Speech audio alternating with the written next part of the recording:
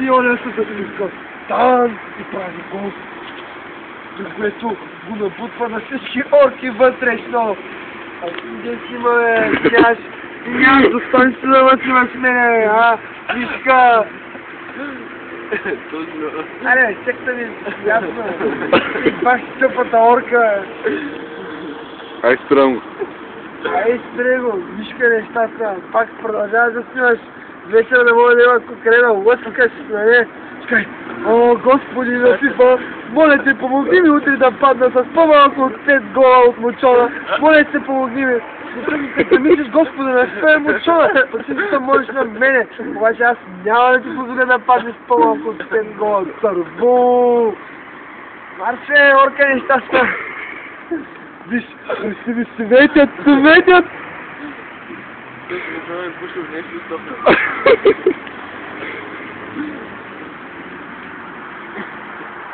Ай си да снимаш, бе, баба си. Няма да станеш по-добър, като ме снимаш и като ме гледаш. Ема някой път застани с фотоапарат, ще е така. Или телефонче ли е, който е локи-токи. И ме снимай докато играя с FIFA. Тоест, снимай компютъра, снимай пръстите ми. Да гледаш как магически се движат по клавиатурата. С финес, с галант, с елегантност. Не като тебе, блъска там ще изде още малко в FIFA, ще оближи газа на Роналдиньо, само и само да не му направи гол. Само искам.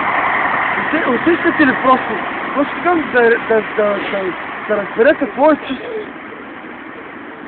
Някой път, честно да кажа, питам се самочувствието, какво е да си домочона? Какво е да за толкова така легенда? Легенда е. И той човек самочувствието ми не може да отговори, защото просто такова нещо може да се той е като любовта. Той е като оргазма. Той е като...